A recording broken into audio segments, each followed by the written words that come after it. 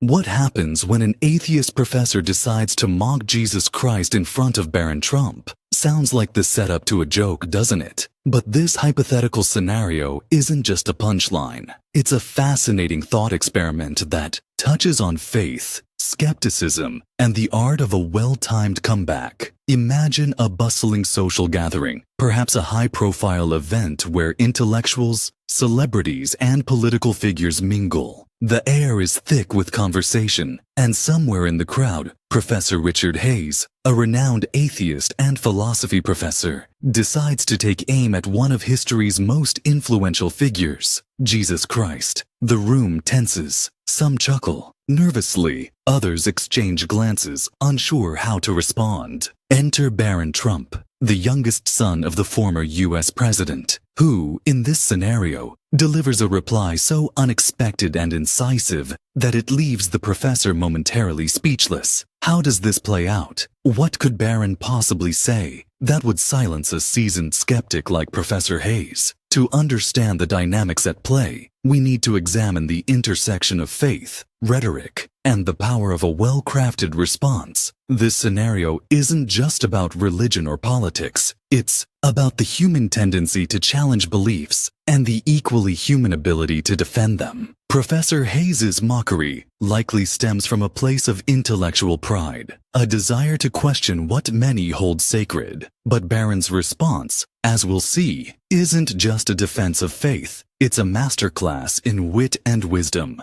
To appreciate the depth of this exchange, we need to consider the historical and cultural significance of Jesus Christ, the role of atheism in modern discourse, and the unique position Barron Trump occupies as a public figure. This isn't just a clash of ideas. It's a moment that reveals how humor, intelligence, and respect can coexist even in the most contentious debates. So, let's set the stage and see how this unfolds. Professor Hayes begins with a smirk, launching into a critique of Jesus Christ that's equal parts philosophical and sarcastic. He questions the historical accuracy of the Gospels, pokes fun at miracles like walking on water, and dismisses the resurrection as a myth. His tone is confident, his arguments polished. This isn't his first rodeo. He's clearly well-versed in the works of prominent atheist thinkers like Richard Dawkins and Christopher Hitchens, and he uses their ideas to bolster his case. The crowd listens, some nodding in agreement, others shifting uncomfortably. Professor Hayes's goal isn't just to challenge belief, it's to provoke, to make believers question their faith. And for a moment, it seems like he's succeeding. The room is silent, save for the sound of his voice. But then, Barron Trump steps forward. Barron's presence is unexpected. He's young, often seen but rarely heard in public settings. But when he speaks, his words carry a quiet authority. He doesn't raise his voice or resort to personal attacks. Instead, he acknowledges Professor Hayes's points with a nod, showing respect for the intellectual effort behind them. Then, with a calm demeanor, he begins his reply. He starts by addressing the historical critique, pointing out that while the Gospels may not be flawless historical documents, they've shaped civilizations, inspired countless acts of kindness, and provided moral guidance for billions. He doesn't shy away from the tough questions. Instead, he reframes them, turning the professor's skepticism into an opportunity for dialogue. The crowd leans in, intrigued. This isn't the heated debate they expected. It's something far more compelling. Barron's response is a blend of logic, humor, and humility. He doesn't try to prove the existence of God or the divinity of Jesus Christ with scientific evidence. Instead, he focuses on the impact of Jesus' teachings, emphasizing their enduring relevance. He quotes the Sermon on the Mount, highlighting its emphasis on compassion, forgiveness, and humility. Then, with a sly smile, he adds, "Say what you will about the miracles, but turning water into wine, that's a party trick I'd love to learn." The room erupts in laughter, breaking the tension. Even Professor Hayes cracks a smile. Barron's humor disarms him, creating a space for genuine conversation rather than confrontation. But Barron doesn't stop there. He addresses Professor Hayes's dismissal of the resurrection not by defending its literal truth, but by exploring its symbolic significance. He talks about the idea of rebirth, of second chances, and how the story of the resurrection has inspired people to overcome adversity and find hope in the darkest times. His words are thoughtful, his delivery measured. He doesn't claim to have all the answers, but he makes a compelling case for why these stories matter. Professor Hayes, initially so confident, now looks thoughtful. He hadn't expected this level of nuance from someone so young. Barron's reply isn't just a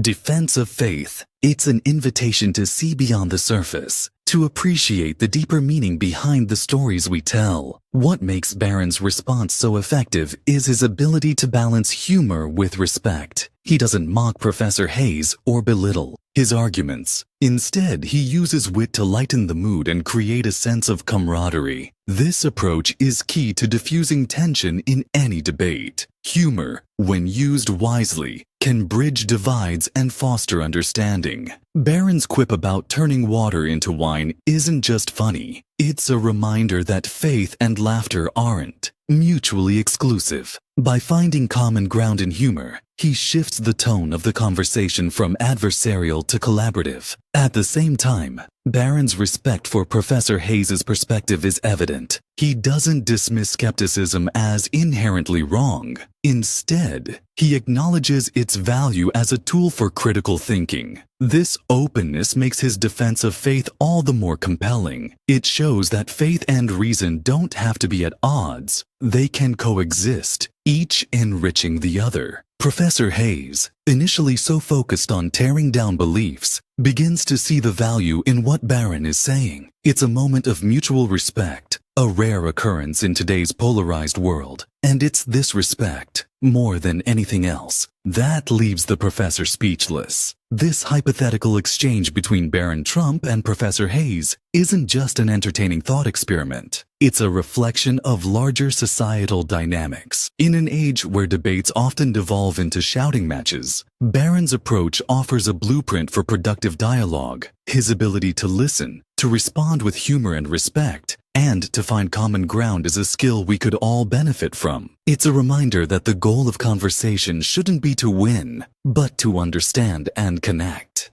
The scenario also highlights the importance of intergenerational dialogue. Barron, as a young person, brings a fresh perspective to a centuries-old debate. His willingness to engage with complex ideas, to defend his beliefs without resorting to dogma, is a testament to the power of thoughtful, open-minded discourse. It's a reminder that age isn't a barrier to wisdom. Sometimes, the youngest voices can offer the most profound insights. At its core, this scenario is about the power of storytelling. Professor Hayes's critique of Jesus Christ focuses on the literal truth of the stories, but Barron's response shifts the focus to their meaning. He understands that stories, whether historical or mythical, have the power to shape our values, our actions, and our understanding of the world. By reframing the conversation in this way, he invites Professor Hayes and the audience to see these stories not as facts to be proven or disproven,